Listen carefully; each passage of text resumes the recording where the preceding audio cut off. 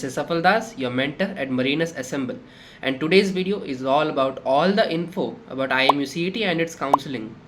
तो शुरू करते हैं उसके डेट से। काउंसलिंग का लास्ट डेट 26 जून है। काउंसलिंग की फ़ीस 10,000 है। अगर किसी बच्चे ने प्रेफरेंस डाली कॉलेज के नाम से और उनमें से कोई कॉलेज मिल भी गया तो पैसे रिफ़ंड नहीं होंगे, और उनमें से कुछ कॉलेज नहीं मिला तो रिफ़ंड होके राउंड अप होके 9,000 रिफ़ंड हो जाएंगे उसको। फर्स्ट लिस्ट आएगी 1 जुलाई को। डॉक्यूमेंट वेरिफिकेशंस होंगे 5 to 8 जुलाई के बीच में अलॉटेड कैंपस में। अब अपग्रेडेशन के बारे में कुछ इंपॉर्टेंट पॉइंट्स। कैंडिडेट्स को अपग्रेडेशन इंस्ट्रक्शंस ध्यान से पढ़ना चाहिए। ध्यान दें कि अपग्रेडेशन तभी होगा जब आपने उसके लिए ऑप्ट किया होगा। एक बार अपग्रेडेशन होने के बाद पिछली अलॉटेड सीट आपको वापस नहीं मिल सकती। अगर कैंडिडेट अपग्रेडेशन क्वेश्चन का जवाब नहीं देते तो ये माना जाएगा कि अपग्रेडेशन की ज़रूरत नहीं है और अलॉटेड सीट को ही फाइनल अलॉटमेंट माना जाएगा। अपग्रेडेशन से पहली और दूसरी लिस्ट के कैंडिडेट्स के लिए होगा अगर उन्होंने ऑप्ट किया होगा। ये तीसरी लिस्ट के कैंडिडेट्स के लिए एप्लीकेबल नहीं होगा, इसीलिए तीसरी लिस्ट में एलोकेशन फाइनल होगा। अगर जो सीट तुम्हें मिला है और वो सीट तुम्हें चाहिए तो तुमको 30,000 दे के उस सीट को कंफर्म करना पड़ेगा।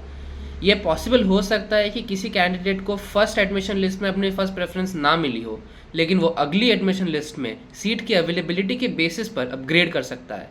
अपग्रेड होने के लिए कैंडिडेट को पहले एडमिशन लिस्ट के हिसाब से अलॉट की गई सीट को एक्सेप्ट करना पड़ेगा और 30,000 का प्रोग्राम फीस सक्सेसफुली पे करना पड़ेगा, वरना उनको ड्रॉप आउट माना जाएगा।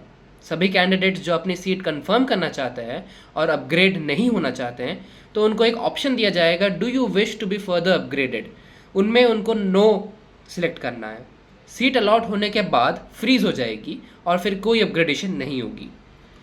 IMU अगली एडमिशन लिस्ट बनाएगा जो ड्रॉप आउट्स के कारण खाली हुई सीट्स को फिल करने के लिए यूज़ किया जाएगा। जो कैंडिडेट्स अपग्रेडेशन का ऑप्शन चूज़ किए होंगे उनमें से कुछ को अगली एडमिशन लिस्ट में अपग्रेड किया जा सकता है, मतलब उन्हें उनकी हायर प्रेफरेंस मिल सकती है, ऑर्डर ऑफ प्रेफरेंस आपने जो सेट किया होगा। या जो कैंडिडेट्स पहले एडमिशन लिस्ट में नहीं थे उन्हें सीट अलॉट की जा सकती है। एक कैंडिडेट जो एक बार अपग्रेड हो गया वो अपना पहला अलॉटमेंट वाला सीट वापस नहीं ले सकता और उसको नया अलॉटमेंट एक्सेप्ट करना पड़ेगा। जो कैंडिडेट्स पहले लिस्ट में नहीं थे और उनको अगली एडमिशन लिस्ट में सीट अलॉट की गई है उन कैंडिडेट्स को स्टेज 2 पैरा 1 और पैरा 2 में दिए गए स्टेप्स को फॉलो करना पड़ेगा। जो कैंडिडेट्स अगले एडमिशन लिस्ट के अकॉर्डिंग अपग्रेड किए गए हैं उनको दोबारा 30,000 का प्रोग्राम फीस पे करने की ज़रूरत नहीं है, क्योंकि उन्होंने ऑलरेडी पैरा 2 के हिसाब से प्रोग्राम फीस पे कर दिया है। This was all, thank you.